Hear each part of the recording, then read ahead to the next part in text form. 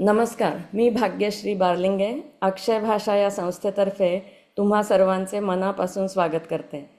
आज आपण सर्वजण उत्साहाने आणि आनंदाने डिप्रेशन या विषयावर ऐकायला जमलो आहोत. हा एक मजेदार विरोधाभास निर्माण करण्यात तुम्ही सहभागी झालात याविषयी धन्यवाद. या कार्यक्रमाचं उद्दिष्ट असं आहे की डिप्रेशन म्हणजे काय, ते कसे ओळखायचे, डिप्रेशन आलेल्या व्यक्तीसाठी आपण काय करू शकतो इत्यादी या चर्चेतून जाणून घ्यायचं आहे. जसं अमेरिकन भाषेत म्हणतात की you just got the blues, snap out of it. ते तसं नसतं डिप्रेशन. जेव्हा आपण मेजर डिप्रेशन असं शब्द वापरतो तेव्हा इट्स अ क्लिनिकल एंटिटी. तर ते सिरियस असतं, ते गंभीर समस्या असते ती मनाची. तर आपल्याला मानसिक आजारांविषयी कमी शिकवलं जातं, म्हणजे इवन मेडिकल कॉलेजमध्ये सुद्धा कमी शिकवलं जातं. आणि मेंटल हेल्थ डिसिजेसवर तसाही स्टिग्माच आहे अजूनही आपल्या सोसायटीत. म्हणजे सहज कोणी सांगणार नाही तुम्हाला की हो मी सायकॅट्रिस्टकडे जाऊन आलो, म्हणजे मी डॉक्टरकडे जाऊन आलो, सांगतील मला हे झालं ते झालं मेडिकली असं सांगतील, पण मला डिप्रेशन आलं किंवा दुसरं काही झालं हे क्वचितच कोणी सांगेल. तर म्हणून मला असं वाटतं की अशा कार्यक्रमांमुळे जिथे डॉक्टर शुभा थत्तेंसारख्या या क्षेत्रात मुरलेल्या व्यक्ती जर सतत समाज प्रबोधन करत राहतील अशा कार्यक्रमातून, तर कदाचित आपल्या डोळ्यांवरची झापडं गळून पडतील आणि आपल्याला या समस्यांकडे पाहण्याची नवी दृष्टी लाभेल. तर मला आजच्या प्रमुख पाहुण्यांची, प्रमुख वक्त्यांची ओळख करून देऊ दे. It's an honour to introduce her. तर डिप्रेशन या विषयावर भाष्य करायला आपल्याला डॉक्टर शुभा थत्ते यांच्यासारखी अतिशय योग्य, अनुभवी आणि विद्वान व्यक्ती लाभली आहे, हे आपलं भाग्य. त्यांच्या अतिशय व्यस्त अशा दैनंदिन जीवनातून त्यांनी आपल्यासाठी वेळ काढला, याबद्दल मी त्यांचे आभार मानते. तर त्यांची औपचारिक ओळख अशी की त्यांनी क्लिनिकल सायकॉलॉजीमध्ये PhD केलं, युनिव्हर्सिटी ऑफ मुंबई इन 1982 केलं. तर त्यांनी ती नुसती पदवी घेतली असं नाही. आपण सगळेच जण पदवी घेतो, आपल्या सगळ्यांना 2-3 पदव्या असतील कदाचित, पण त्यांनी तो वसा घेतला असं झालं. म्हणजे मी त्यांचा बायोडेटा जेव्हा पूर्ण वाचला तर तेव्हा मला असं वाटलं की अरेच्छा, त्यांनी तो एक मार्ग निवडला आणि त्याच्यावर त्या चालत राहिल्या आणि त्या स्वतःला she continue to enrich herself आणि त्यांनी दुसऱ्यांना एम्पावर केलं. तर ते कसं, she set up a behavioural therapy unit at KEM hospital Bombay. म्हणजे लोकांना त्याचा केवढा उपयोग झाला असेल बघा. She again receive training in rational emotive therapy at New York. म्हणजे जे काही नवीन येत गेलं त्या ते आत्मसात करत गेल्या. सगळ्यात महत्त्वाची गोष्ट त्यांनी काय केली आहे आपल्या समाजासाठी, महाराष्ट्रासाठी, तर she is the founder member, trustee and clinical supervisor of the institute of psychological health. त्याला IPH म्हणतात आणि ठाण्याला ती इन्स्टिट्यूट आहे. तुम्ही त्याच्याविषयी ऐकलंही असेल. ते 1990 पासून ती सुरू आहे आणि त्याचा अतिशय उपयोग झालेला आहे आपल्या कम्युनिटीला. She has received 4 awards for the best scientific paper आणि she was selected as the woman of the year award in 2007. म्हणजे त्यांना दरवर्षी सिलेक्ट करावं अशी माझी इच्छा आहे. त्यांचं कॅलिबर ते आहे, पण 2007 त्यांना तो अवॉर्ड मिळाला. तर अशा व्यक्ती आपल्या समाजात आहेत, हे आपलं अहोभाग्य. तर मी डॉक्टर शुभा थत्ते यांचं या कार्यक्रमात स्वागत करते. नमस्कार शुभा थत्ते. तर आपण कार्यक्रमाची सुरुवात एका व्हिडिओ क्लिपनी करणार आहोत.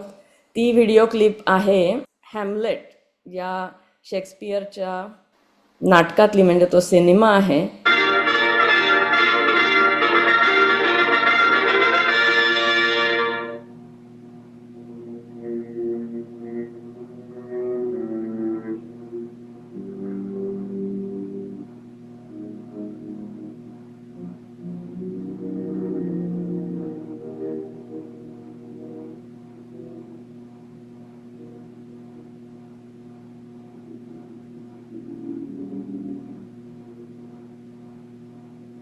Oh, that this too solid flesh would melt, thaw and resolve itself into a dew.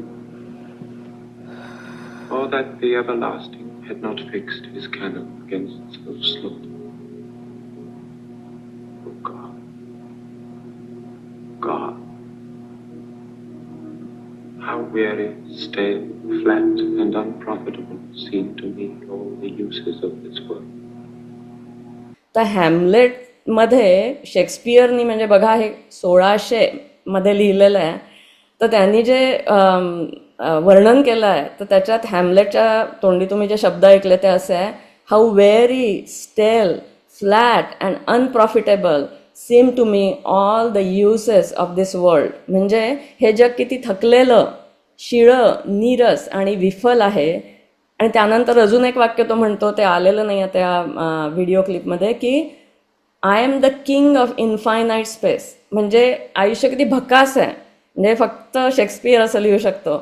तर यावरून तुम्हाला कळेल की डिप्रेशनचे सिम्पटम्स काय आहे आणि त्याच्या डोळ्यांवरून, त्याच्या वागण्यावरून हे सगळं कळतं. तर माझा पहिला प्रश्न शुभाताईंना असा आहे की हॅमलेटच्या उदाहरणात त्याच्या वडिलांच्या मृत्यूची घटना त्याच्या नैराश्याला कारणीभूत झाली असं वाटतं. तर अशा दुःखद घटना घडणं आवश्यक आहे का मेजर डिप्रेशनचं डायग्नोसिस करायला, की काही काही लोकांना त्या घटना न घडताही डिप्रेशन येऊ शकतं? पहिले ते आपण बघूया की डिप्रेशन म्हणजे नेमकं काय. हं, कारण मनाची उदास अवस्था हं, ही आपल्याला खूप वेळा जाणवते. बरोबर. म्हणजे आपला आपला मूड म्हणजे एक स्पेक्ट्रम असतो. हं, कधी कधी आपल्याला काही कारण नसतं तरी एखाद्या संध्याकाळी उदास वाटतं, लो वाटतं. बरोबर. त्याच्यासाठी काही घडायला लागत नाही. हं, आजूबाजूला न घडता सुद्धा पूर्वीच्या एखाद्या गोष्टीची आठवण झाली तरी आपल्याला उदासी येऊ शकते. बरोबर. मग त्याला आपण निराशेचा आजार म्हणायचं का? हां, तर नाही. बरोबर. आणि हॅमलेटच्या बाबतीत सुद्धा त्यांनी जरी वर्णन जगाचं भकास असं केलं असेल हं, तरी सुद्धा त्याच्यानंतर त्यांनी काय केलंय, वडिलांच्या मृत्यूचा सूड उगवण्यासाठी प्रयत्न चालू केले. बरोबर. बरोबर. म्हणजे काय की त्या निराशेच्या गर्तेतून सुद्धा त्यांनी हां, स्वतःला बाहेर काढायचा प्रयत्न केले. प्रयत्न केला. पण बरोबर. आपण जेव्हा निराशा ही डिझॉर्डर म्हणून म्हणतो, आजार म्हणून म्हणतो, हं, हं, हं. तर त्याची लक्षणं ही पूर्ण वेगळी असतात. बरं.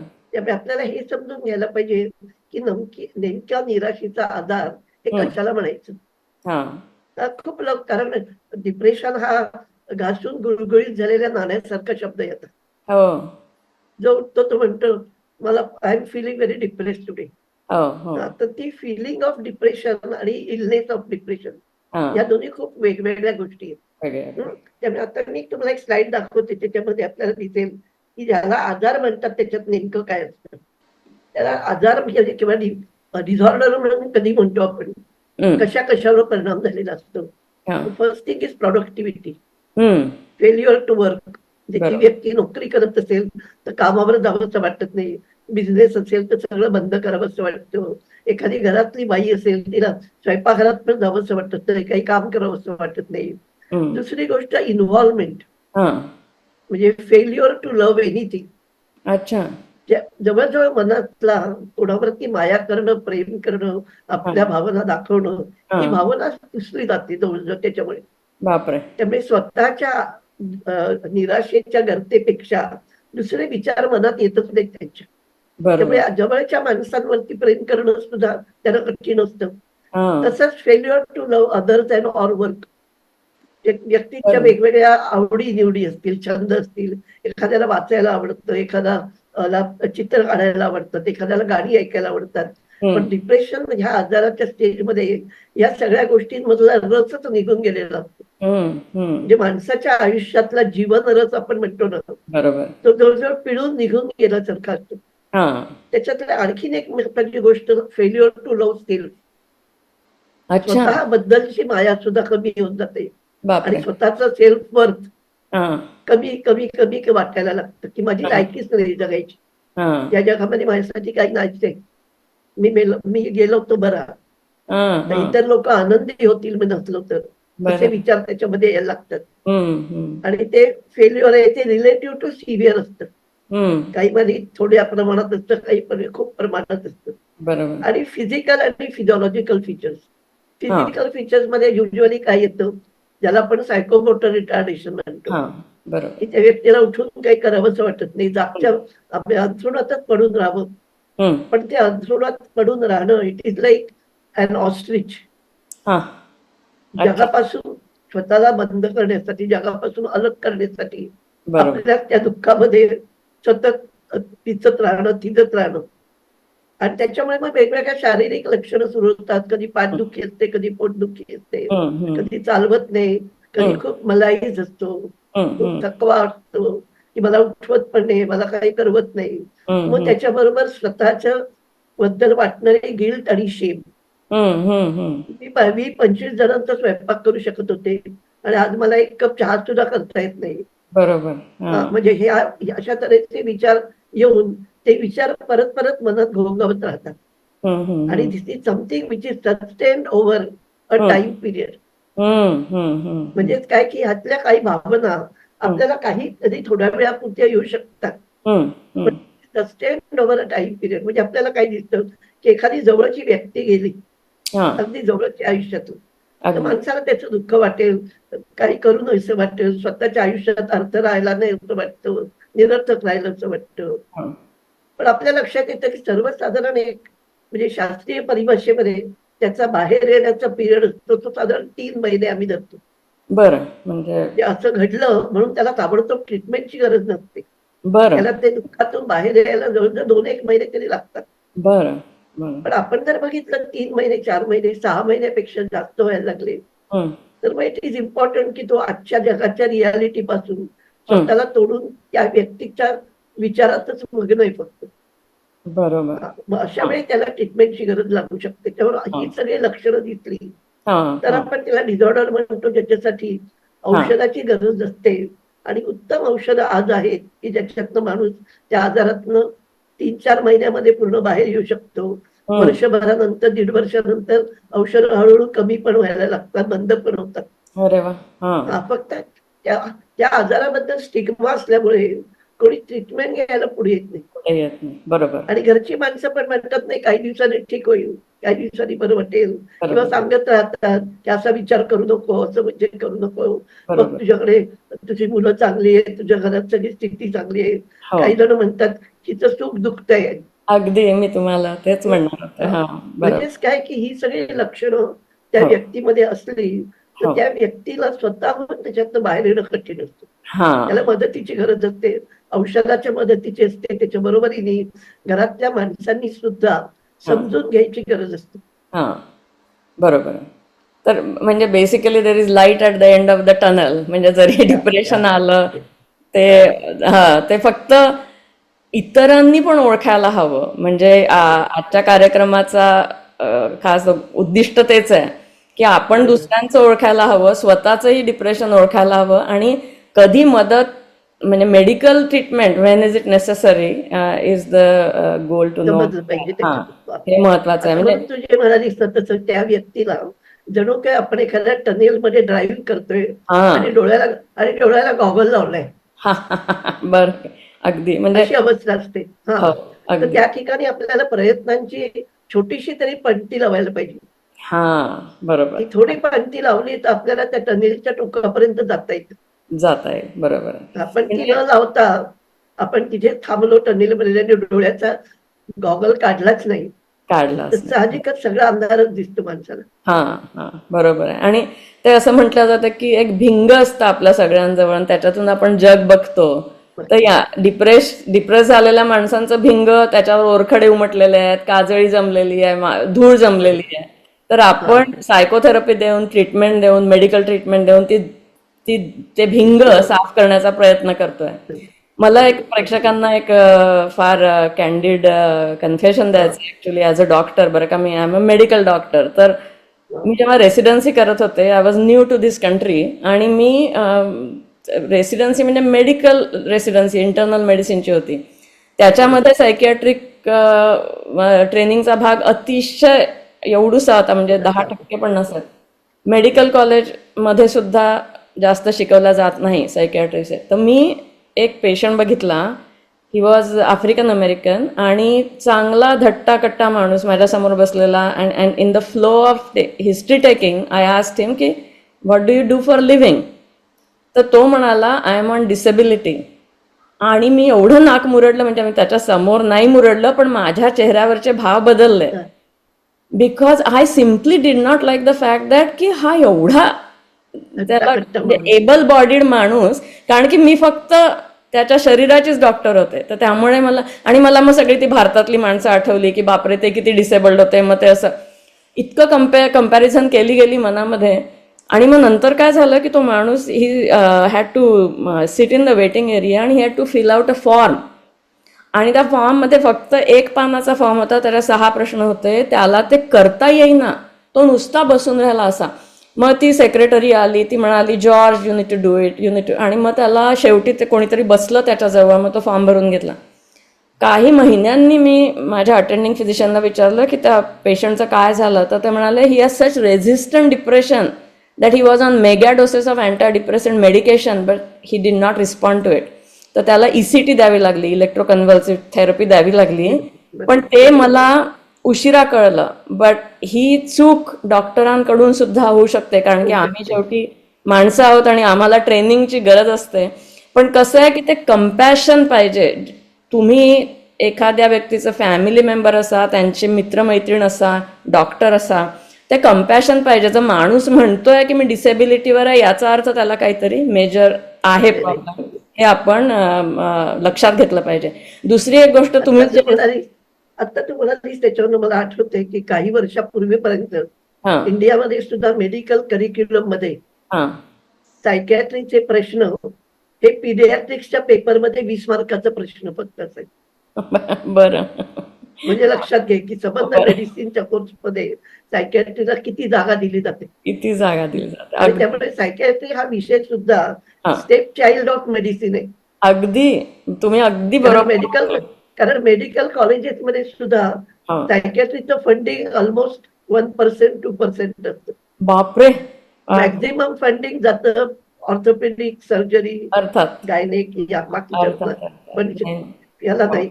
म्हणजे मी जिथे काम केलंय 25-26 वर्ष KEM, मुंबईचं KEM hospital, GH medical college, हा तिथे आमचं सायकॅट्री डिपार्टमेंट मॉर्च्युरीच्या शेजारी. बर That speaks for itself. अगदी माय गॉड. नाही कर तुम्ही जे सुख दुःख म्हणाला ना, त्यावरून मला एक माझ्या कुटुंबातल्या एका व्यक्तीची आठवण झाली की आम्ही त्या व्यक्तीला दिवाळीला, दसऱ्याला असं एक म्हणजे सगळेजण कुटुंबीय जमायचे तेव्हाच बघायचो. तर ती बाई नुसती बसलेली असायची आणि ती तरुण होती, ती सून होती, कोणाची तरी बायको होती, आई होती, आणि शी कुड नॉट फुलफिल दोज फंक्शन्स. आणि ती नुसती बसून राहायची, कधी कधी रडताना दिसायची. ती खूप प्रेमळ होती आणि ती खूप चांगली व्यक्ती होती. पण तिला जॉब होता का माहिती नाही, तोही सुटला असेल असं हळूहळू. तर तेव्हा म्हणजे I am telling you things from 1970s. तर तेव्हा बाकीच्या लोकांना लक्षात आलं. पण मग पहिल्यांदा ताशेरे काय झाडले गेले की हिचं वळण नाही चांगलं, हिच्या बाहेरच्या लोकांनी शिकवलं नाही, इथपासून सुरुवात झाली. आणि बायकांनी थोडं तिला ऑस्ट्रासाइज केलं, तिला वाळीत टाकल्यासारखं झालं. आणि काही होत्या प्रेमळ बायका, त्या म्हणायच्या अगं ये ग, खा ग, तिचं वजन कमी व्हायला लागलं वगैरे वगैरे. तर ते सगळं मला अजून आठवतं आणि मला असं वाटतं we did not treat that person right in my family. ती माझ्या एक्सटेंडेड फॅमिलीमधली होती. पण हे चित्र प्रातिनिधिक आहे, हे सगळ्यांच्या घरी घडलेलं असेल. तर त्यामुळे आता आपण डोळे उघडून आपल्या कुटुंबियांकडे बघायला हवं असं मला वाटतं. सांगते ते 70 मधलं असलं तरी सुद्धा आज चित्र फार तर एक 25% बरं झालं असेल, बाकी नाही. बरं बरं बरं. त्याच्यापेक्षा जास्त सुधारलेलं नाही. अजून लोकांना त्या आजाराचा स्वीकारच नाहीये. त्या बाईला म्हटलं गेलं असेल की त्या आळशी आहे, तिला काही करायलाच नको, करायला नको. आणि सर्वसाधारण घरातली माणसं बोलताना काय म्हणतात त्याला, अशा व्यक्तींना उठ झटझट आणि करायला लागते, सगळं येईल तुला. अगदी अगदी. आणि त्यांच्या अंगात शक्तीच नसते, त्यांच्या अंगात ते बळच नसतं की उठून काही करावं. They can not accomplish a task. त्यामुळे आता तर मगाशी प्रश्न जो विचारला हॅमलेटच्या बाबतीतला की असं घडल्यानंतर म्हणजे मग असं घडण्याची कारण काय काय असू शकतात हे आपण जरा बघू. म्हणजे आपल्या लक्षात येईल की अशा तऱ्हेचं निगेटिव्ह थिंकिंग सगळ्या माणसांमध्ये असं नाही. पण आपल्याला दिसतं खूप वेळा की आपल्या जवळपासच्या व्यक्तींमध्ये काही माणसं ही अशाच प्रकारे निगेटिव्ह विचार करणारी असतात. बरं. की काही घडलं तरी नाही, ह्याच्यात काही निघणारच नाही, हा हा ह्याच्यात प्रयत्न करून उपयोग नाही. हा हा तर असं निगेटिव्ह थिंकिंग ज्यांचं खूप असतं हम्म. अशा माणसांना डिप्रेशनची शक्यता जास्त असते. अच्छा. आणि अशा तऱ्हेचं जे थिंकिंग आहे त्याच्यामधली ही साधारण कारणं आहेत लिहिलेली. हम्म. त्यांच्या जीवनामधल्या ज्या अटॅचमेंट फिगर्स आहेत लहानपणापासूनच्या, म्हणजे हम्म. युजली आई वडील, आजी आजोबा, काका काकू ज्यांच्या बरोबर ते राहिले हम्म. त्यांच्या बरोबरची रिलेशनशिप कशी होती, हम्म. म्हणजे दोज पीपल डिक्टेटोरियल किंवा खूप डिस्टंट होते का, हा. किंवा खूप कंट्रोलिंग होते का, बरं. किंवा त्यांच्यामध्ये त्या मानाने अफेक्शन किंवा केअरिंग व्यक्त करण्याची पद्धतच नव्हती, अच्छा अच्छा. Or criticising all the time and comparing, हा हा. की बघ त्याला कसं जमतंय तुला कसं जमत नाही, बरोबर. तर मग तुझा चुलत भाऊ तो किती हो. शिकला आणि तू कुठे राहिलात मागे. म्हणजे अशा तऱ्हेचे लहानपणापासून जर उद्गार ऐकू आले तर हम्म. त्या व्यक्तीची विचारसरणी हळूहळू अशी बनायची शक्यता असते. बरोबर. किंवा मग अर्ली ट्रॉमाज, हम्म. फिजिकल अब्यूज किंवा सेक्शुअल अब्यूज असेल तर. हा. आता आम्ही बरेचदा वेगवेगळ्या ऑर्फनेज बरोबर सुद्धा काम करतो. बरं. तर तिथे असं लक्षात येतं की ऑर्फनेज मधली जी मुलं आहेत त्यांनी तुम्ही जाऊन त्यांना कितीही माया दाखवली, प्रेम दाखवलं, त्यांना शेजारी बसून घेतलं, त्यांच्या पाठीवर हात फिरवला, पण ह्या सगळ्याची त्यांना ओळखच नसते पहिल्यापासून. बरं. बरं. त्यामुळे ते आपल्या पण जवळ येत नाहीत आणि आपण किती प्रयत्न केला तरी हा त्यांचा आयुष्याकडे बघायचा एक दृष्टिकोन असत असतो हा हा.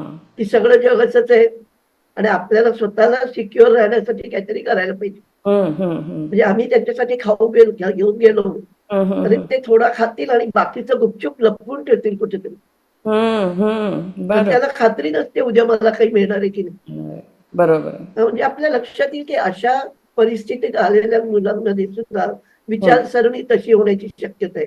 बरोबर. नंतरचा मुद्दा आहे तो लॉस अँड ग्रीफ, हम्म. की त्या वयामध्ये तुम्हाला जर लॉस आणि ग्रीफ आपल्या जवळच्या व्यक्तींचा झाला असेल तर त्याच्यातून सुद्धा निगेटिव्ह थिंकिंगची शक्यता आहे. किंवा लॉस ऑफ स्टेटस, हा. एखाद्या कुटुंबामधल्या व्यक्ती त्या हम्म. खूप भरभराटीचा काळ असेल हो. आणि एकदम कुठल्या तरी कारणामुळे त्यांची परिस्थिती पूर्ण बदलली असेल बरोबर. तर त्याचा पण त्या माणसांच्या विचारसरणीवर परिणाम होतो. हम्म. मग त्याच्यात मनी आलं, पॉव्हर्टी आलं, सगळंच. इथे बरोबर. मायग्रेशन पेक्षा डिस्प्लेसमेंट, हा.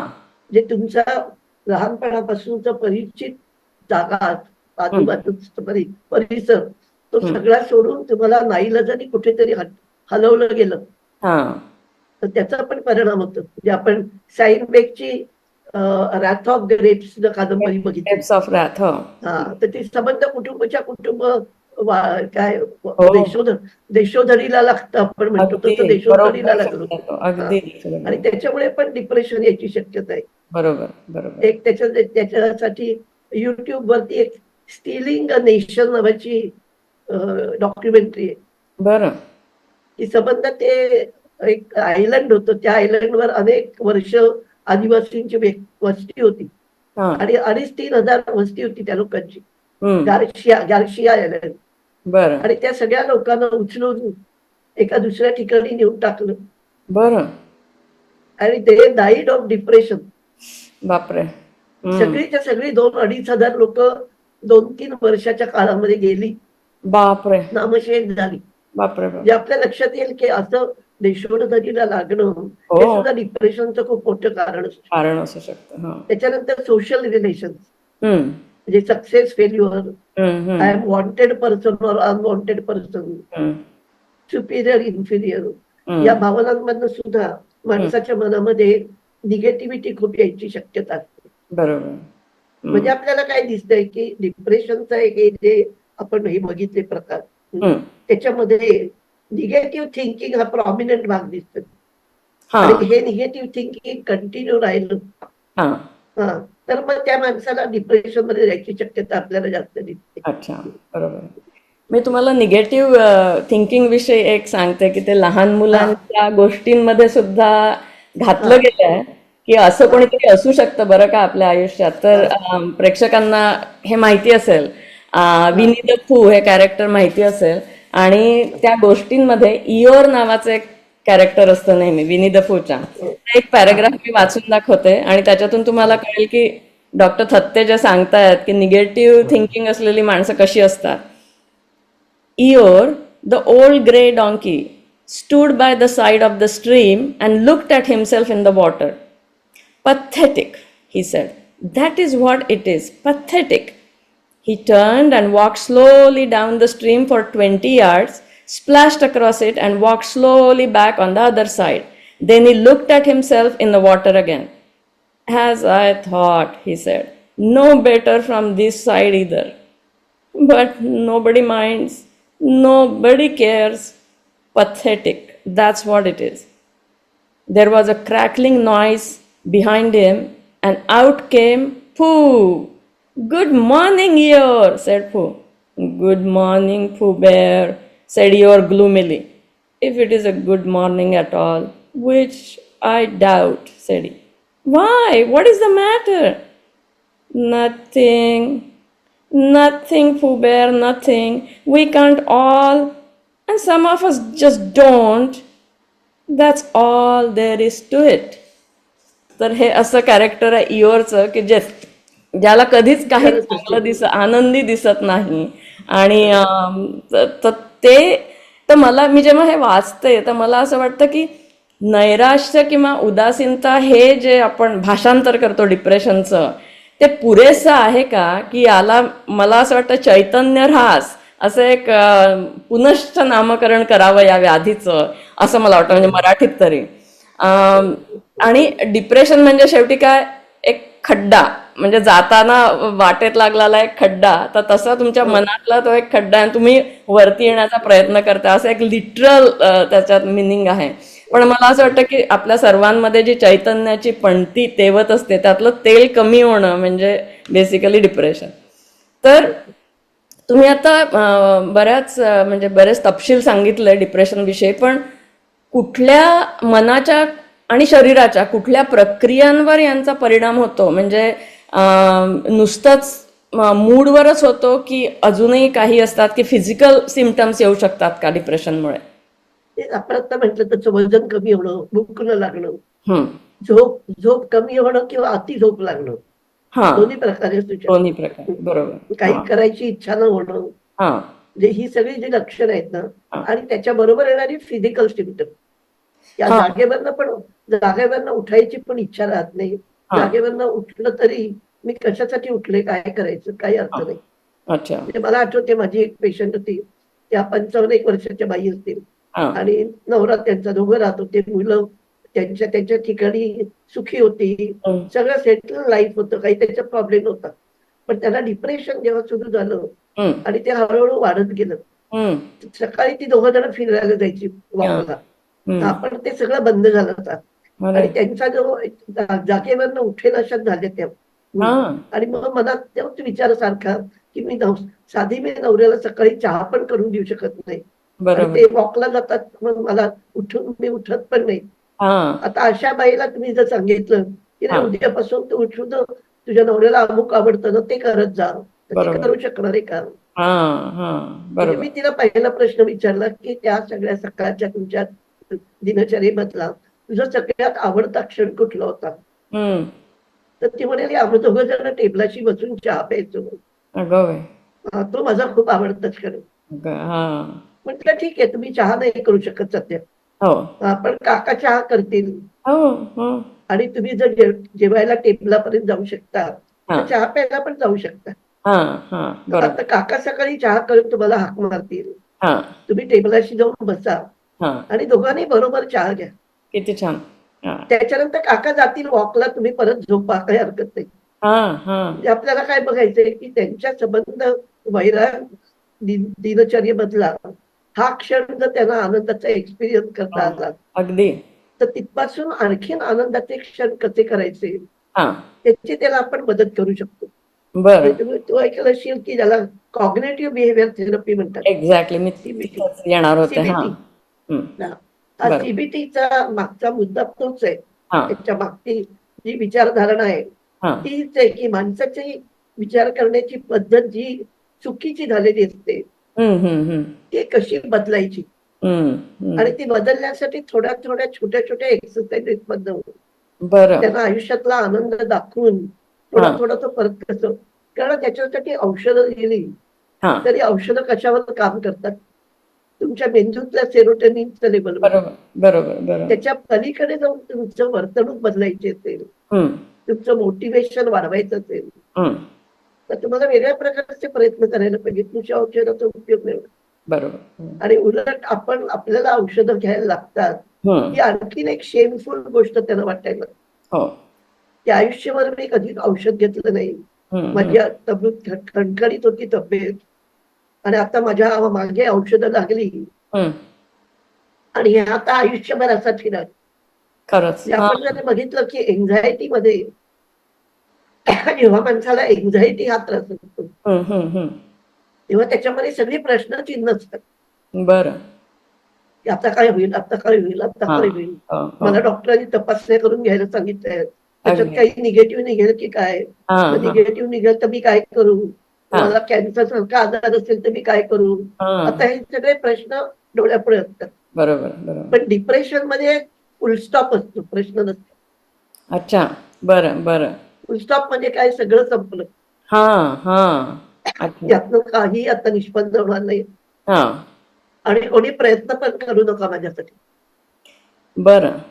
मी म्हणजे तुमच्यावरचं ओझं आहे, अच्छा. हा हा. हा याही विचार यायला सुरुवात होतो. हे बघा. मी एक कविता वाचून दाखवते, त्यावरून मला असं वाटतं की या कवितेमध्ये एन्झायटी किंवा पॅनिक अटॅक येणाऱ्या माणसाला कसं वाटतं ते इंदिरा संतांनी दाखवलंय. निराकार नावाचा त्यांचा कविता संग्रह आहे. कवितेचं नाव आहे भास आभास. हे असे काय होते, हे असे काय होते आहे, कसल्या भास आभासांनी मला घेरले. आकाशाचे काळे पाषाण कोसळत आहेत, कोसळत आहेत की ढगांचे काळे कुट्ट थवे फेकल्यासारखे गडगडत आहेत. हे असे काय होते, इंद्राने फेकलेल्या बाणांचे हे टणत्कार, हे टणत्कार आहेत की तेजस्वी विजेचे भीषण तत्कार आहेत. पंचमहाभूतातले हे आप खाली उडी मारते आहे की पावसाचा राक्षसी धबधबाचा कोसळतोय. अंतराळच अंगात आल्यासारखे घुमते आहे की प्रचंड वारा मोड सैरा वैरा धावते आहे. हे असे काय होते आहे. या भास आभासाने, या भास आभासांच्या भयाने माझा थंडगार दगड होतोय. आता नक्षत्रे केव्हा कोसळतील एवढीच त्याला दुगदुगी आहे. हे काय होते. काय कविता लिहिली आहे ना, जोरदार. तर ही सगळी मला असं वाटतं एन्झायटी, पॅनिक अटॅक नाही का, डिप्रेशनपेक्षाही, की शेवटी डिप्रेशन आलेलं वाटतं की माझ्या मनाचा दगड होतोय, म्हणजे सगळं थांबलं आणि नो रिॲक्शन टू एनिथिंग. हा ते होतं. आणि एन्झायटी मध्ये काय असतं, थोडीशी होप असते हा हा. की काहीतरी बरं होईल. बरं होईल. आपण बरं. डिप्रेशन मध्ये इट इज ऑलमोस्ट होपलेस आणि अच्छा. हेल्पलेस. हा. परिस्थिती होपलेस आहे होपलेस आणि आहे. मी हेल्पलेस आहे, मी काहीच करू शकत नाही. हा. मीच काय, कोणीही काही करू शकत नाही माझ्या हो. बाबतीत. बरोबर. आणि म्हणून आपल्याला दिसतं की डिप्रेशन मधलं कल्मिनेशन हा. हे खूप वेळा इट इज इन सुइसाइड. अच्छा. आपण लक्षात हे पण घेतलं पाहिजे की सुइसाइडची शक्यता जर असेल हा. तर त्या माणसाची जास्त काळजी घेणं आवश्यक असतं. बरोबर. कारण त्याच्या मनामध्ये एकदा तो विचार निर्माण झाला की मी जगायला माझी लायकी नाही किंवा कोणाला नकोच आहे मी, हा. तर मग त्याच्यामध्ये ते विचार सुरू होतात वेगवेगळे की मी कशी आत्महत्या करू, कसं स्वतःला समजू. बरं बरं. Thoughts about self harm it's something which is very common in depression. Adolescent मुलांमध्ये डिप्रेशनचं प्रमाण हा आणि सुसाइडचं प्रमाण हा हे गेल्या 10 वर्षामध्ये हा. जवळजवळ 35% वाढलंय. बापरे. It is very alarming. हो, आधुनिक जगात डिप्रेशन वाढलेलं आहे. अच्छा. बरं आणि ऍडोलसंट मधलं डिप्रेशन असतं ते थोडंसं वेगळं असतं. बरं बरं. त्याच्यामध्ये जास्त इरिटॅबिलिटी, हा अँगर आउटबर्स्ट, टेम्पर टॅट्रम, बरं. पण स्वतःला एकटं ठेवणं, घरातली माणसं मित्रांशी बोलावं असं न वाटणं, हम्म. म्हणजे it is more indicated by isolation. They अच्छा. try to isolate themselves from the world, हम्म also from the things they enjoyed. बरं. तिथे खेळाची आवड असेल, त्याला आणखी कशाची आवड असेल, हम्म मित्रांमध्ये मिसळत असेल, ते हम्म आता सगळं बंद होतं. बरं बरं. त्यामुळे ऍडोलसन्सची लक्षणं सुद्धा हम्म काही वेळा जाणवत नाही. घरच्या माणसाला वाटतं की तो ते त्याचे ऍडोलसन्सच्या वयामधले हे आहेत, हिकअप्स आहेत म्हणून. हा But they are not the hiccups. This is हा something which is going on for some time.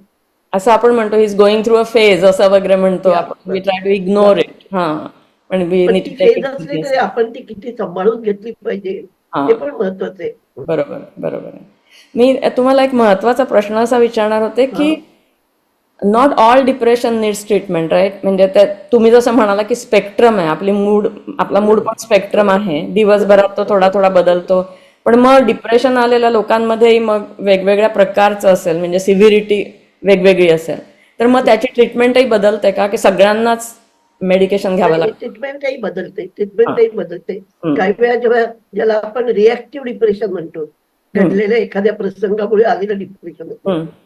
आता त्याला तेवढा स्ट्रॉंग डोस लागत नाही. खूप वेळा त्याच्याबरोबर एन्झायटी पण जास्त असते, बरोबर. त्यामुळे त्याला मग ती कॉम्बिनेशन द्यायला लागतात. आज आपण औषधाबद्दल बोलणार नाही होत, हा पण त्याचे प्रकार औषधांचे पण वेगवेगळे असतात. बरोबर बरोबर आहे. हो म्हणजे ते माइल्ड मॉडरेट आणि सिव्हिअर जे असतं त्याच्या माइल्ड कॅटेगरीज मध्ये असतात. हा तर मला असं वाटतं माइल्ड डिप्रेशन मध्ये people are still functional.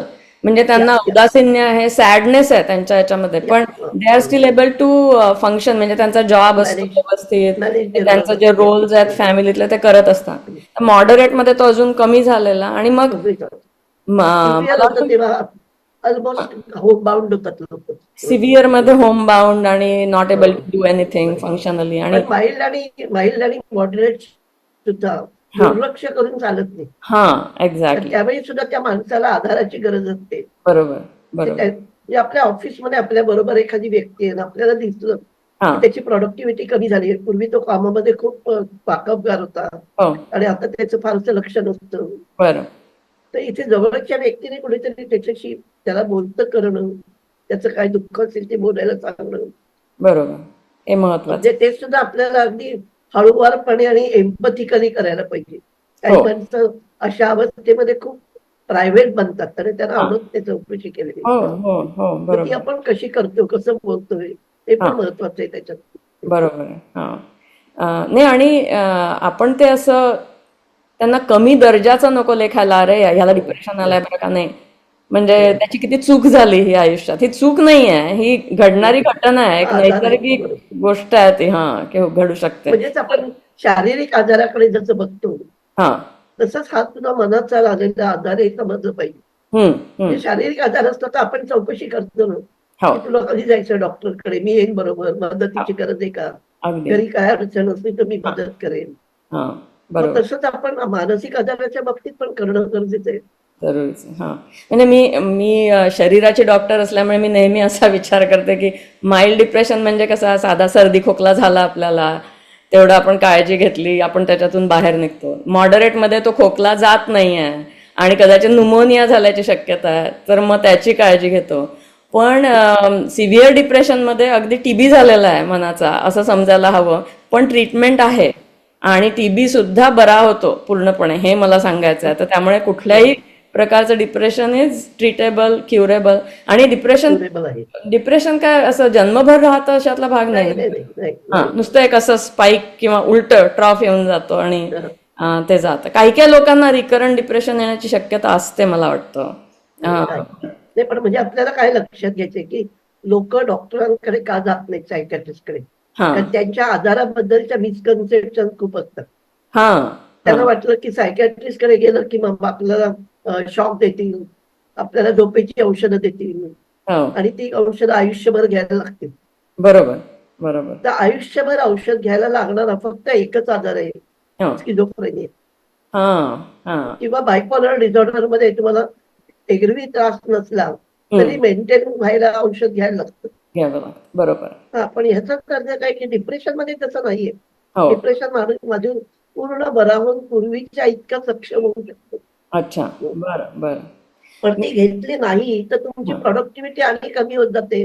Productivity जितकी कमी होईल तितकी ती माणसं आणखी गिल्ट मध्ये जातात, हां, की मी उलट कंपनीकडनं विषच पगार व्हायचं. घेतोय, मी बरोबर. कंपनीकडनं पगार घेतोय, पण मी हां, काम देत नाहीये तेवढं. हां, हां, म्हणजे स्वतःबद्दलची प्रतिमा त्यांच्या डोळ्यातली आणखी कमी व्हायला सुरुवात होते. हां.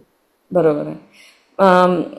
Before I open the mic to the public, मी एक शेवटचा प्रश्न, असा महत्त्वाचा प्रश्न विचारते की बायकांमध्ये डिप्रेशन जास्त असतं का? आणि बायकांमध्ये जे फिजिओलॉजिकल चेंजेस होतात की पाळी सुरू होणार आहे, मग प्री मेन्स्ट्रुअल सिंड्रोम, मग प्रेग्नन्सी, मग पोस्टपार्टम डिप्रेशन, आणि पोस्टपार्टम डिप्रेशन तर खूपच मोठा भाग आहे सायकियाट्रीचाही, आणि आमच्या म्हणजे आम्हाला सुद्धा, म्हणजे मी नाही आहे ओबी गायनीमध्ये, पण त्या लोकांना they have to handle it. तर तर याच्यामध्ये ते प्रिव्हेंटेबल आहे का हे विचारायचं. जसं पोस्टपार्टम डिप्रेशन आईला आलं होतं, मग मुलीला येईल का, किंवा इन जनरल आपण कुठली काळजी घ्यायची? आता बायकांमधलं प्रमाण तू विचारलंस ते बायकांमध्ये पुरुषांपेक्षा ऑलमोस्ट 2.5 टाइम्स आहे. आता त्याच्यामध्ये आपल्याला काय लक्षात येते की बायकांच्या विचार करण्याच्या पद्धतीमध्ये हां, खूप वेळा प्रॉब्लेम जसं ते रिलेशनशिप प्रॉब्लेम मधनं येणाऱ्या इमोशन बरं. ज्या पुरुषांच्या मनात त्या मानाने कमी असतात. हां, पुरुषांचे विचार जास्त करिअर बद्दल, अचिव्हमेंट बद्दल, बरोबर. त्यांच्या अम्बिशन बद्दल हे जास्त असतात. त्याच्यात इमोशनचा भाग कमी असतो. हं, हं. पण बायकांच्या मनामध्ये रिलेशनशिप प्रॉब्लेम बद्दल जास्त असतात, बरोबर. की माझ्या मैत्रिणींना मी आता आवडेनाशी झाले का, हां, माझा नवरा माझ्यावर पूर्वी इतकं प्रेम करत नाही. बरोबर. मग त्याच्यात संशय पण येतो की तो त्याच्या मनात आणि कोणीतरी दुसरी बाई आहे का. मग बरोबर. असे विचार सुरू झाले हं, की ते त्या निगेटिव्हिटीकडे जायला सुरुवात होते. हां, त्यामुळे बायकांमध्ये प्रमाण याचं जास्त आहे. जास्त आहे. आता तू जो भाग सांगितला की पीएमएस हो, किंवा पोस्टपार्टम, हो. तर पीएमएस मध्ये सुद्धा हं, आपल्या शरीरातले हॉर्मोनल बदल जे आहेत, हं, तेच जर कारण असतं हं. तर प्रत्येकच बाईला पीएमएस यायला पाहिजे. एक्झॅक्टली, बरोबर आहे. Because it's a physiological imbalance. बरोबर. पण तसं होत नाही. हं, हं, म्हणजेच काय की ज्या व्यक्तींची निगेटिव्हिटी विचार करण्यामध्ये जास्त असते हं, त्यांच्यामध्ये सुद्धा हे प्रमाण जास्त असू शकतं, किंवा हं, बाकीचे लाईफ स्ट्रेसर्स काही असतील हं, हं, तर त्या लाईफ स्ट्रेसर्स कडे तुम्ही कसं बघता हं. त्याच्यावरती पण ते अवलंबून असतं. बरं. आता पोस्टपार्टम मध्ये खूप वेळा ज्याला आपण बेबी ब्लूज म्हणतो, हं, त्या बेबी ब्लूज काही वेळा सुरुवातीला 2-3 दिवस येतात हं, हं. की खूप आता जबाबदारी आहे, माझं आयुष्य आता बदलणार आहे, माझा बरं. रोजची दिनचर्या ती पण आता बाळामुळे बदलणार आहे, बरं. तर ते मला कसं जमेल, मी हं, मॅनेज करू शकेन की काय, हं, याचे विचार आले तर हं. ते थोडेफार काही दिवस येऊ शकतात. बरं. पण खूप वेळा फॅमिली सपोर्टनी हं, आणि बाकीची सपोर्ट सिस्टीम चांगली असेल हं. तर व्यक्ती त्यातनं बाहेर येते. बरं. पण पोस्टपार्टम डिप्रेशन हे हं. 1 वर्षानंतर सुद्धा आलेलं मी बघितलेलं आहे. बरं. इतकं इतकं अ, उशिरा? बरं. अ, हां, हां. असू शकतं. कारण त्यावेळेला त्या बाळाची काळजी घेणं याबद्दलची चिंता हां, ही खूप वेळा वाढू शकते, की मला आता कामावर जॉइन व्हायचंय हां. आणि आता माझ्याकडे रिसोर्सेस नाहीयेत. हो. मग I turn I I will be considered as a bad mother if I don't look after the child. बरोबर, म्हणजे बरोबर. ह्याच्या विचारातनं सुद्धा पोस्टपार्टम येऊ शकतं. बरोबर. हां. पण म्हणजे आपल्याला काय दिसतं, की त्या व्यक्तीची आधीपासूनची विचारसरणी कशी आहे. हं, खूप वेळा बाळ झालेलं सुद्धा, is hmm. It a wanted child or unwanted child? बरं. Is it out of wedlock? त्या बरं. मूल हं. ते मूल होऊ देण्याची इच्छा हां, दोघांनाही होती का एकालाच होती? हां, याच्याबद्दल सुद्धा पोस्टपार्टम डिप्रेशन येऊ शकतं त्या व्यक्तीला. हां. म्हणजे हे सायकोलॉजिकल फॅक्टर्स सुद्धा पोस्टपार्टम मध्ये खूप आहेत. बरेच, आणि बरेच. म्हणून त्या ठिकाणी त्या बाईची हिस्ट्री पूर्णपणे घेणं हे खूप हां, आवश्यक असतं. बरोबर. कारण खूप वेळा गायनोकॉलॉजिस्ट या गोष्टी काही विचारत नाहीत सगळे. हो. हां. मला माझी मैत्रीण जॉईन झाली आहे काय बघत होते मी. ती प्रोफेसर ऑफ ओबी-गायनी आहे आणि भारतात. तर तिने मला एक घटना अशी सांगितली की एक पेशंट, त्यांनी एक पहिलं मूल झालं त्या बाईला, आणि सगळं everybody was happy, the woman looked okay. तर त्यांना ते डिस्चार्ज केलं त्यांनी. आणि मग काही दिवसांनी कोणीतरी तिला सांगितलं की अहो ती बाई तुम्ही डिस्चार्ज केली ना. ती जेव्हा घरी गेली तर घराजवळ जी विहीर होती तिथे जाऊन तिने आत्महत्या केली. म्हणजे हे केवढं शॉकिंग आहे, म्हणजे डॉक्टरला सुद्धा. म्हणजे आपल्याजवळ we don't have enough tools to assess postpartum depression असं म्हणावं लागेल. किंवा मग प्रेग्नन्सीच्या आधीच तिची काय अवस्था होती हे जाणावं लागेल. तर हां. म्हणजे अम, अशा वेळी प्रेग्नन्सी सुद्धा हां खूप अंडर स्ट्रेस असण्याची शक्यता आहे. हां हां मलाही वाटतं की ते तसं आहे. तर आता तू सेल्फ हार्मचा विषय काढला. हां आपण सेल्फ हार्म बद्दल एक छोटीशी स्लाइड बघूया. दे. कारण सगळ्याच सुइसाइडची मागची कारणं एकच नसतात, वेगवेगळी बरोबर असतात. बरोबर.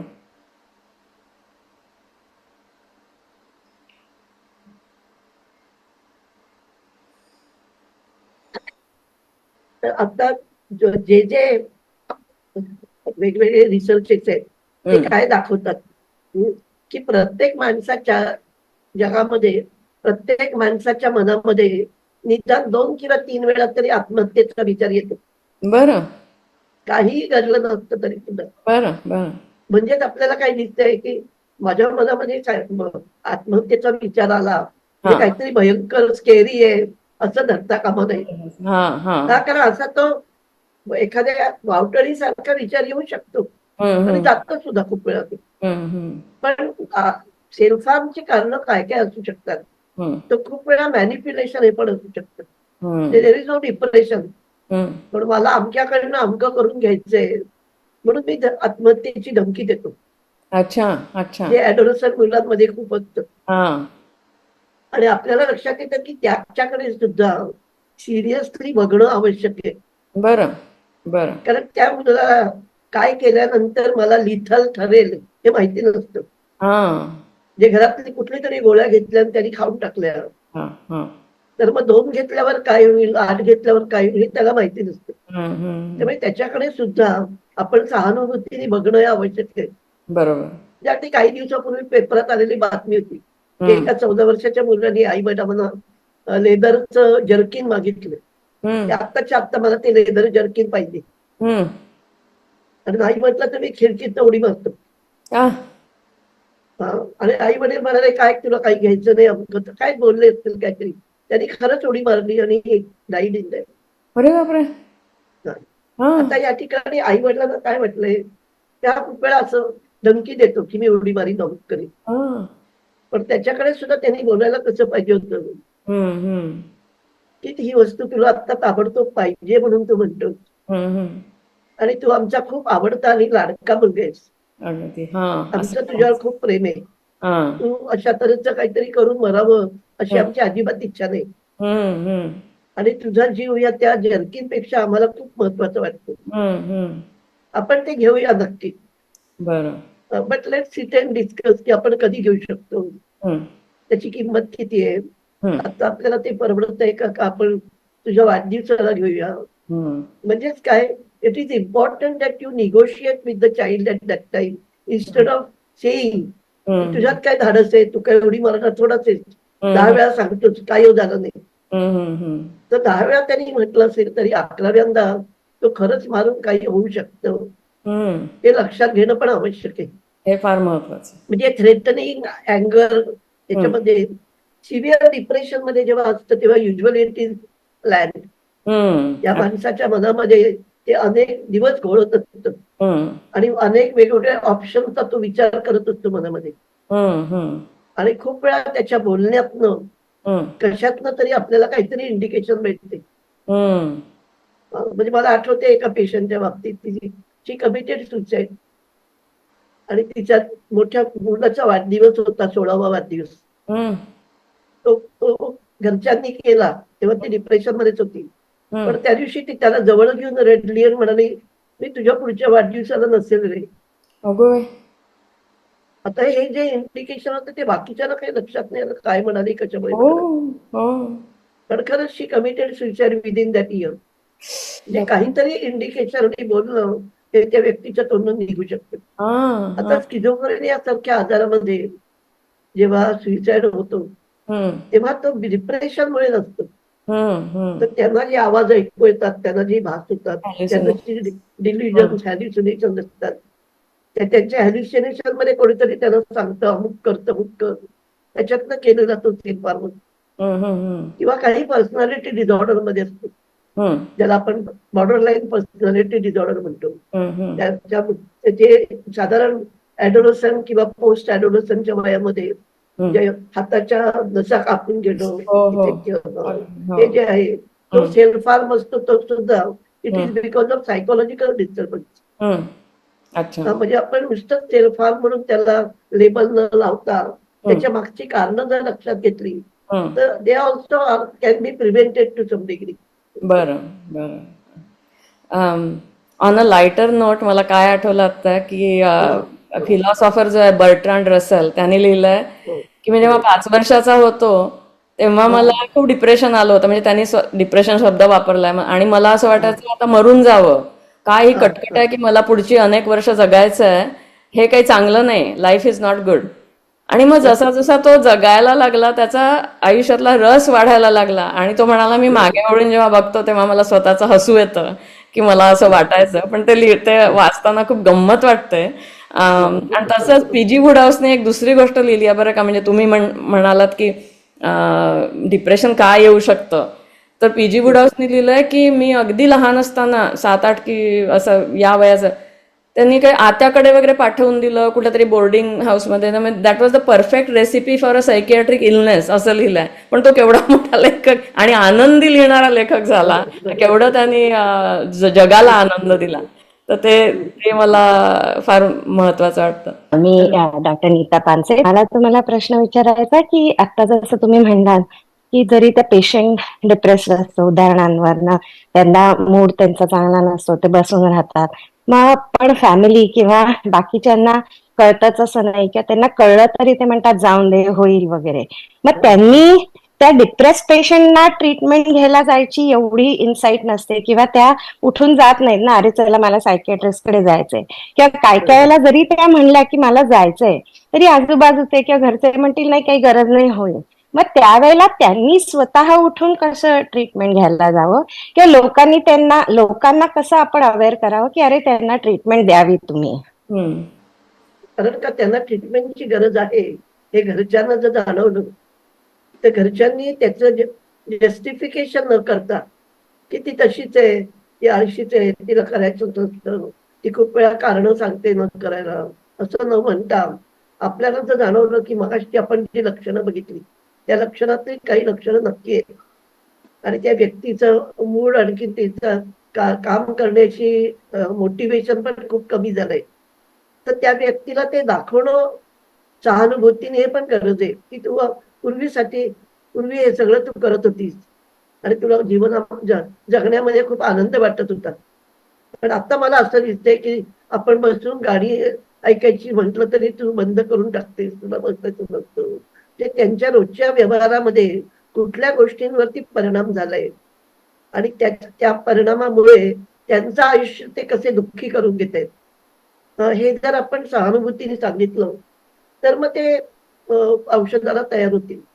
दुसरी गोष्ट, आमच्या संस्थेमध्ये आम्ही खूप वेळा असं करतो की घरचे नातेवाईक जरी आले सांगत की असं तिला त्रास आहे, तर आम्ही त्यांना तिच्याशी काय बोल, कसं बोल आणि ट्रीटमेंटसाठी कसं तयार कर, या आमचे काउन्सिलर त्यांच्याशी बोलून त्यांना सांगतात की काय केल्यावरती येऊ शकेल औषधासाठी. खूप वेळा शारीरिक लक्षणासाठी माणूस यायला तयार असतो. त्या बाईला समजा पोटात दुखायचं पण त्रास आहे, पाय दुखते म्हणून मला उठवत नाही असं म्हणाले, तर मग आपण त्यांना त्या निमित्ताने डॉक्टरकडे घेऊन येऊ शकतो.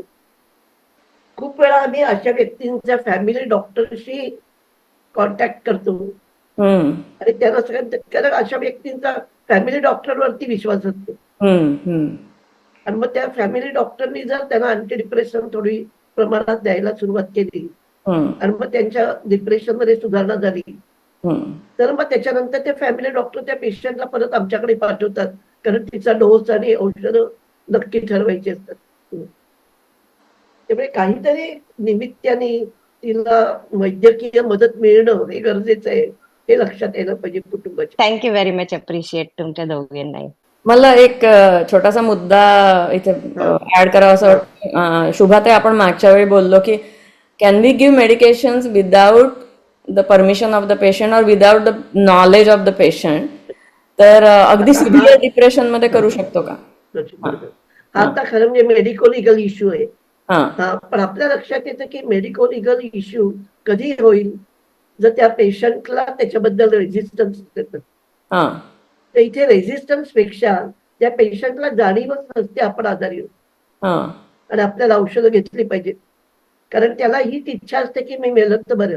हा मग अशा वेळी त्याला औषधासाठी तयार करणं आणि इंडियामध्ये त्या मानाने हे इतकं अवघड नाहीये की surreptitiously you can give medicine at least for 15 days.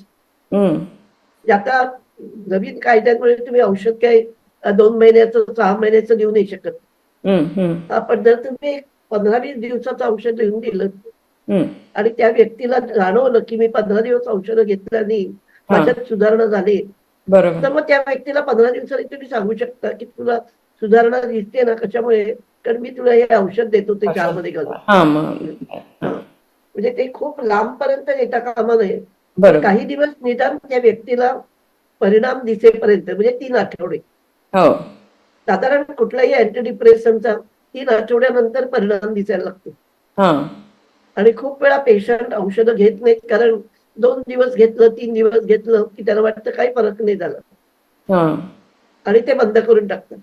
त्यामुळे औषध देताना त्यांना एक्सप्लेन करायला लागतं these medicines take a longer time to cross blood brain barrier. बरोबर. त्यामुळे औषध तुमचं ब्रेन पर्यंत पोहोचायला कमीत कमी 3 आठवडे पाहिजेत. बरोबर. तुम्ही तेवढे दिवस तरी औषध घ्या, थोडे साईड इफेक्ट येतील, कदाचित झोप लागेल जास्त, पटून राहावंच वाटेल, पण या साईड इफेक्ट मध्ये तुम्ही बाहेर आलात किंवा तुम्हाला औषधाचा खरा फायदा दिसायला लागेल.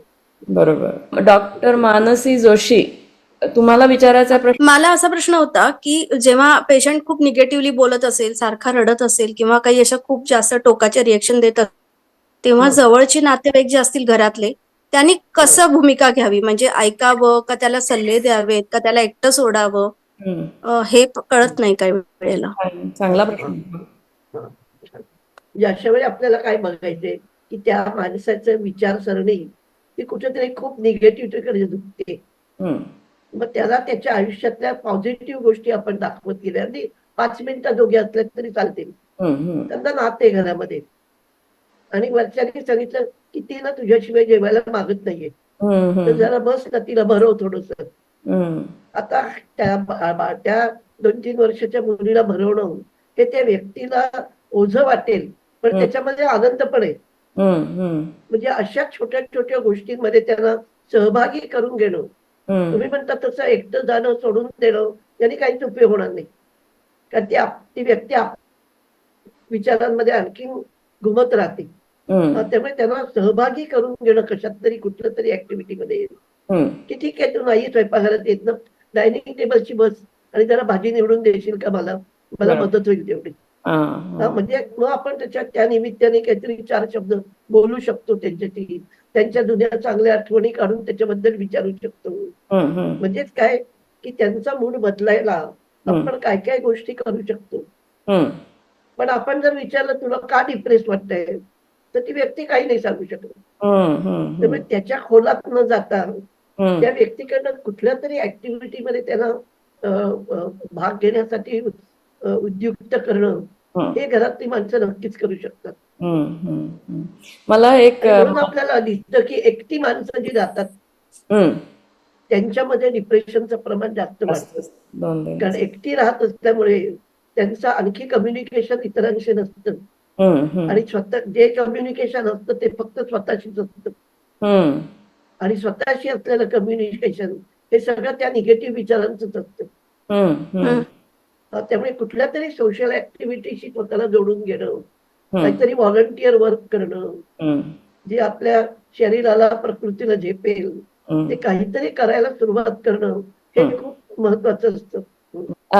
मला असा मुद्दा मांडायचा आहे की जर if the person who is listening to the depressed person is not trained, तर तो काळा रंग आपल्या मनावर चढत जातो आणि आपण जर त्या व्यक्तीशी रिलेटेड असलो किंवा आपण मित्र-मैत्रीण असलो आणि आपल्याला कॉमन ग्रुपमध्ये, तर तो आपल्याला अफेक्ट करू शकतो हे लक्षात ठेवलं पाहिजे. त्यामुळे ती भिंत उभारता आली पाहिजे की हे डिप्रेस्ड विचार आहेत, हे या या वर्णाने जाऊ द्यावे आणि आपण या माणसाला प्रकाश दाखवावा, असं एक जे मनात येतं तसं झालं पाहिजे.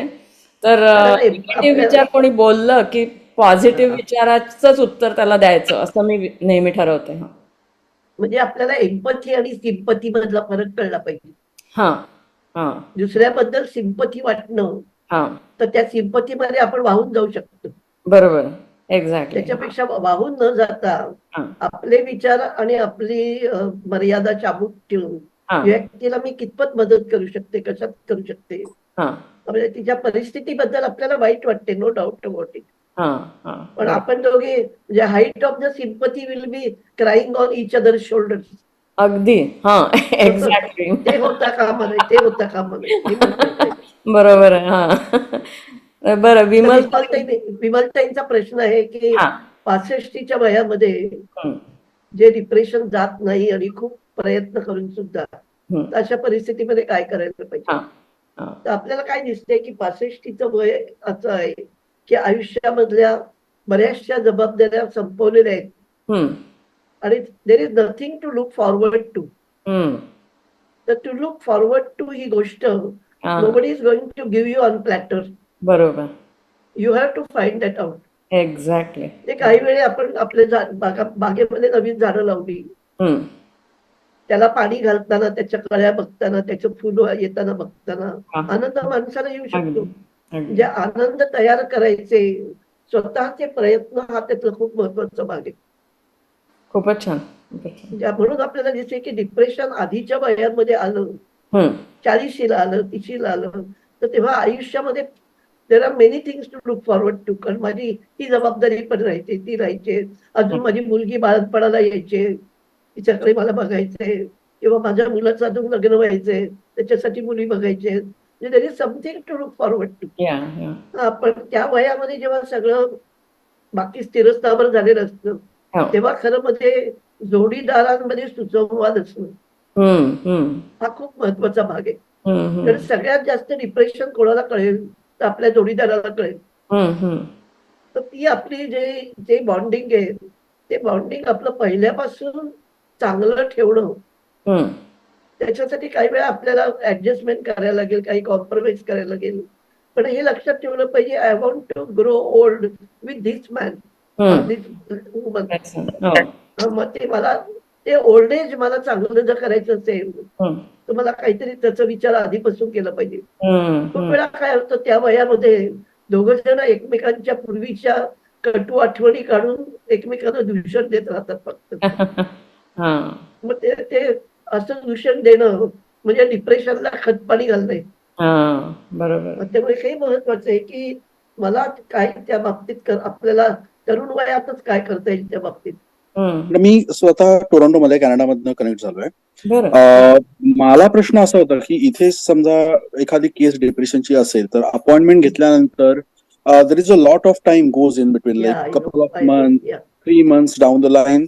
त्या मधल्या वेळेमध्ये की ऍज अ फॅमिली सपोर्ट करणं, तर आपण काय काय गोष्टी करू शकतो त्या व्यक्तीसाठी? कारण ते ट्रीटमेंट चालू होईपर्यंत that time is also, I feel that it is important time. Yeah. त्या व्यक्तीला जास्तीत जास्त करून आपल्या सगळ्या ऍक्टिव्हिटीमध्ये सहभागी करून घेणं. हम्म, म्हणजे that person may not be willing, पण हम्म, आपल्याला त्यातल्या त्यात त्यांना आनंद देणारी कुठली गोष्ट असू शकते ही शोधून आपण जर त्यांना भाग देता आला, तर तो खूप महत्वाचा आहे. हम्म. आणि म्हणून आपल्याला दिसतं की वयस्कर माणसांमध्ये आपल्याला म्हातारपणी कसं जगायचं ह्याची बीज तुम्ही वयाच्या 45 वरली पेरली पाहिजे, तर ती तुम्हाला पुढे 70-75 त्याचं फळ मिळेल. पण ती पेरलीच नसेल आणि तुम्ही म्हणाल की नाही काही गरज नाही, आता मी खूप बिझी आहे, हम्म, 60 नंतर बघू. हम्म, 60 नंतर मग ते वेळ तुमची निघून गेली असते नवीन गोष्टी करायची, नवीन गोष्टी शिकायची. हम्म. आमच्याकडे एक आम्ही सप्तसोपान नावाचं उपक्रम गेली 6 वर्ष करतो. हम्म. सप्तसोपान म्हणजे आयुष्यातली 7वी पायरी. बरं. 60 उलटून तुम्ही 70 मध्ये प्रवेश करणार. हम्म. तर त्या लोकांसाठी मी हा प्रोजेक्ट सुरू केला 6 वर्षापूर्वी. हम्म, आणि त्याच्यामध्ये 70, 75, 80 पर्यंत लोक आहेत वेगवेगळे. हम्म, आणि रोज आमचे 2 सेशन असतात वेगवेगळ्या ऍक्टिव्हिटीचे. त्याचं दर महिन्याच्या 1 तारखेला व्हॉट्सअपवरती टाइम टेबल पाठवलं जातं सगळ्यांना. हम्म, आणि तुमच्या आवडीप्रमाणे, तुमच्या एनर्जीप्रमाणे, तुमच्या वेळाप्रमाणे तुम्ही ठरवू शकता काय करायचं. हम्म, मग त्याच्यात जर्मन लँग्वेज आहे, संस्कृत आहे, डान्स आहे, म्युझिक आहे, अभिवाचन आहे, ओरिगॅमी आहे, गार्डनिंग आहे. तर तुम्ही ठरवू शकता तुम्हाला काय आवडते ते तुम्ही अटेंड करा. हम्म, पण माझा जो अनुभव आहे की मी जेव्हा माझं सेशन घ्यायचं, मी तिथे भावनांवरती सेशन घेते, हम्म, इमोशनल लिटरसी होती. हम्म, तर मी माझ्या सेशनला जाते तेव्हा ते सगळ्या बायका पुरुष माझ्या भोवती गोळा होतात हम्म, आणि मला सांगतात की मॅडम, आमच्या आयुष्यात तुम्ही किती आनंद निर्माण केलाय हे हम्म. तुम्हाला कधीच कळणार नाही. वा वा. हम्म, म्हणजेच काय की रिटायर होऊन मी घरी बसलो असतो. हा. रिटायर होईपर्यंतच्या काळामध्ये शेजारी पाजारी ओळखी करायला वेळ नसतो. हम्म, 60-65च्या नंतर नवीन माणसांची ओळखी करणं कठीण होतं. हम्म, म्हणजे मुद्दाम जाऊन ओळखी करायला लागतात. हम्म, हम्म, तर इथे आम्हाला या ऍक्टिव्हिटीच्या निमित्ताने इतक्या मैत्रिणी आणि मित्र मिळाले हम्म. की आम्ही ग्रुप तयार केले. ते सगळं करतात. म्हणजे आता परवाच्या श्रावणी शुक्रवारी त्यांनी हळदी कुंकू केलं होतं, त्यांची वर्गणी काढली होती, गोष्टी आणल्या होत्या. हम्म, हम्म, हम्म. म्हणजे काय की there is something to look forward to. हा, you keep depression at bay. हा, हा. मला एक प्रश्न याला जोडून असा आहे की घरच्या लोकांनी काय करायचं? मग तुम्ही हर्बल ट्रीटमेंट म्हणजे तुळशीचे काढे किंवा काय वॉटेवर असं देऊ शकतो का? किंवा योगा, याला सब बिमारी पे एक ही इलाज योगा. योगा हा आहे का त्याच्या म्हणजे प्रिस्क्राईब्ड आहे का? खरं म्हणजे डिप्रेशनला आम्ही योगा कधीच प्रिस्क्राईब करत नाही. बरं बरं. योगाची ज्या आसनांमध्ये हम्म, तुम्हाला एका गोष्टीवरती फोकस करायचंय. हम्म, हम्म, हम्म. जे खूप वेळा आपल्याला दिसतं की समोर ओम लावलेलं असतं हो. किंवा आणखी काहीतरी प्रतीक असतं आणि you have to focus on that. तर कुठल्याही फोकस करायच्या activities are contraindicated in depression. बरं. कारण त्याच्यावर फोकस करून तुमच्या डोक्यातले विचार तेच राहतात. हा, हो हो बरोबर. त्याच्याऐवजी जर ऍक्टिव्हिटी असेल, डान्स करताय तुम्ही, फिजिकल. दोरीच्या उजव्या मारताय किंवा रनिंगला जाताय, हम्म, तर अशा ऍक्टिव्हिटीज तुम्हाला जास्त पेपअप करतात. हम्म. Doctor Amit Chorghade, welcome. हा बोला. बोला. नमस्कार सत्य मॅडम. हे अतिशय इन्फॉर्मेटिव्ह सेशन होतं. मी इंग्लंडला असतो, मी सायकॅट्रिस्ट आहे आणि मला तुम्ही ज्या ज्या गोष्टी सांगितल्या त्या मला 100% पटल्या. हम्म, म्हणजे याच्यात आणि त्याच्यामध्ये जे तुम्ही शेवटी म्हटलं म्हणजे तुम्ही जी क्लॅरिटी दिली अबाउट योगा ती मला महत्वाची वाटली. कारण म्हणजे yoga might have a role in preventing depression as a part of your lifestyle. हम्म. पण एकदा डिप्रेशन सेट इन झाल्यानंतर yoga is not the solution.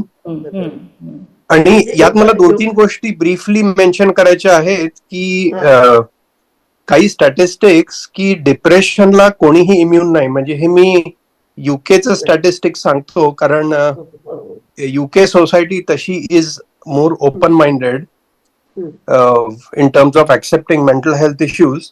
बरं. तर युके मध्ये डॉक्टर्स मध्ये डिप्रेशनचं percentage is more than the normal population. बरं.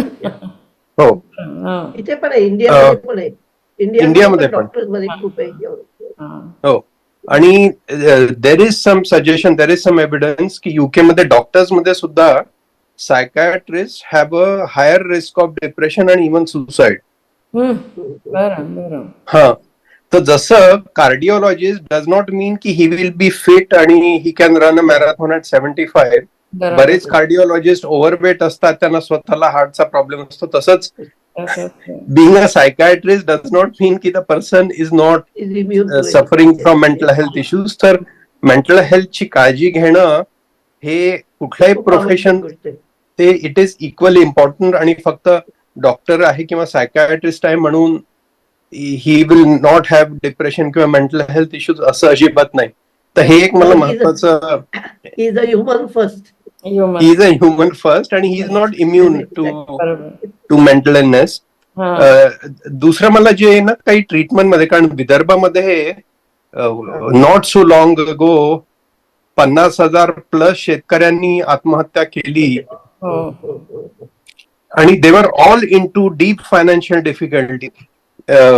इन टर्म्स ऑफ काउन्सिलिंग किंवा ट्रीटमेंट मध्ये, म्हणजे मेडिकेशनचा एक पार्ट झाला, पण ऍक्च्युअली अंडरस्टँडिंग की त्या पर्सनच्या डिप्रेशनचं मूळ काय आहे. कारण if the person has been running in to financial debts किंवा मेस, आणि ही सवय लाईफ लॉंग असते, आणि many of these people have undiagnosed problems with gambling किंवा कंडिशन्स लाईक ADHD, की ज्यांनी मनुष्य रिटायरमेंटला येतो पण that person is constantly taking loans and is in to negative equity. It should revolve around counseling about getting their finances on track. कारण अशा वेळेला नुसत्या काउन्सिलिंगचा फायदा होणार नाही की तुम्हाला जे काही आहे ऍक्सेप्ट करा. जी विशियस सायकल आहे which led to the financial डेब्ट, that has to be address. हे मला मेन्शन करायचं होतं. आणि तिसरं what I wanted to mention was की चाइल्डहुड डिप्रेशन जे असतं.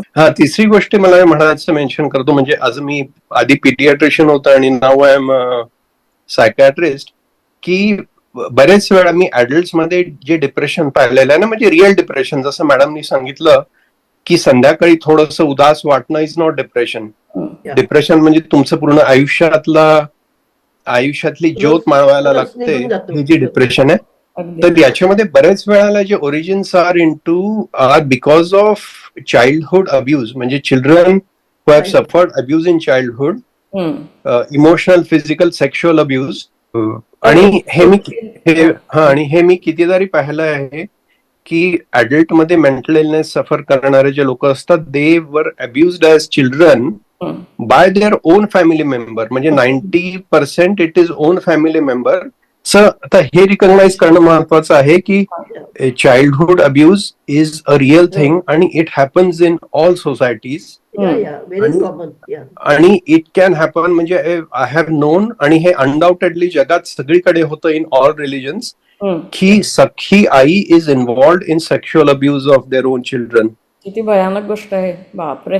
आई वडील. तर त्याच्यामुळे ही जी डिनायल असतं ना, की जर एखाद्या मुलाने किंवा मुलीने सांगितलं की माझ्या काकांनी मला सेक्शुअली अब्यूज केलं, आणि हे जर आई वडिलांना सांगितलं आणि आई वडिलांनी त्यांच्यावर विश्वास ठेवण्याच्या ऐवजी त्या मुलांनाच थोबाडीत मारली की हे काय, आपल्या संस्कृतीत असं होत नाही, काका किंवा मामा असं कधी करू शकणार नाही, तर त्या मुलाच्या आणि त्याच्या आई वडिलांच्या relationships is completely destroyed for ever. The trust is completely gone आणि that person self worth is destroyed. कारण त्याच्या आधी the person is completely depend on their parents for every emotional support. So त्यांच्या आयुष्यामध्ये आता पुढे कुठेही विश्वास ठेवायची जागाच राहत नाही. एक्झॅक्टली. आणि these are the people who go through recurrent bouts of depression. आणि तर अशा वेळेला त्यामुळे it is very important to know की डिप्रेशनची सुरुवात कधी झाली आणि चाइल्डहुड मध्ये काय होतं. कारण बरेच वेळेला आपण असं अज्युम करतो आणि असं म्हणूनही टाकतो की लहानपणी काय आपलं कसं छान कुटुंब असतं, आई वडील, आजी आजोबा, आमच्याकडे खूप मोठी छान कुटुंब असायची, आता कुटुंब पद्धती नष्ट झालेली आहे. तर हे जनरलायझेशन आहे, कारण मोठ्या मोठ्या कुटुंबांमध्ये childhood abuse was very well known. तर त्याच्यामुळे I think it is very important not to assume की तुमच्या समोरच्या पेशंटचं चाइल्डहुड तुमच्यासारखंच होतं, सुखी होतं, त्याच्यात काही कॉम्प्लिकेशन झाले नाही. तर त्याच्यामुळे, आणि you might get only one opportunity to hear the truth from that person. त्याला जर असं वाटलं की you are not interested, that person will never tell you the truth again. बस हे मेन्शन करायचं होतं. न्यूक्लिअर फॅमिलीज मध्ये पण तुम्हाला जास्त पडतं. आता न्यूक्लिअर फॅमिलीज आहेत सगळ्या जवळजवळ, पण तरी सुद्धा तिथे सेक्शुअल अब्यूजच्या इन्सिडेन्सेस खूप मिळतात. while taking history, it is very important that you go to the causes. अगदी अगदी. म्हणजे त्या लोकांना CBT ची जास्त गरज बहुतेक, नाही का. Doctor Chorghade, thanks for sharing your thoughts today. माझं नाव श्वेता. साधारण 35 ते 40 वयोगटातल्या मैत्रिणींना जेव्हा डिप्रेशन येतं आणि आपण त्यांच्यासोबत राहत नाही, तेव्हा बाबा त्यांच्याशी जाऊन बोलणं किंवा बैस माझ्यासोबत बोलून चहा घे वगैरे हे ऑप्शन नसतात. त्यामुळे त्यांना डॉक्टरकडे नेण्याआधीच्या काय काय स्टेप्स आपण फॉलो करू शकतो? त्यांच्याशी आपण किती कॉन्टॅक्ट ठेवू शकतो आणि आपल्याला शक्य नसेल तर त्यांचा सोशल असा ग्रुप आहे का की जो त्यांना एंगेज त्याची बोलत राहील. कारण निगेटिव्ह विचार कधी आपल्या मनातले वाढत जातात जेव्हा we allow them to ramble inside the head. मग आपण दुसऱ्या काही ऍक्टिव्हिटीज करत राहिलो म्हणजे त्याला तुम्ही जर कुठल्या तरी व्हॉलंटिअर ऍक्टिव्हिटी मध्ये इन्क्लूड करून घेतलं आणि कशात तरी घेतलं तर they start thinking about their life also की मी ज्यांच्यासाठी व्हॉलंटिअर काम करते त्या व्यक्ती इतक्या दुःखी आहेत त्याच्यापेक्षा मी बरीच चांगली आहे. मग माझ्या आयुष्यात चांगला भाग काय आहे म्हणजे त्यांचं लक्ष त्याच्याकडे वेधून घेणं हे खूप महत्वाचं असतं. कारण त्यांना जे दिसत असतं की माझ्या आयुष्यात चांगलं म्हणण्यासारखं काही उरलेलंच नाहीये. पण जे तेव्हा त्यांचं होरायझन जेव्हा मोठं होतं तेव्हा त्यांच्या लक्षात येतं की नाही कितीतरी गोष्टी माझ्या आयुष्यात आहेत की ज्याचा मी आनंद घेऊ शकते. बरं चला मग आता आपण इथे थांबूया. Thank you very much Shubhatai. खूप खूप छान झालं. मलाही खूप माहिती मिळाली. मी पण खूप शिकले आणि या सगळ्यांचे आभार, प्रेक्षकांचे आभार. धन्यवाद.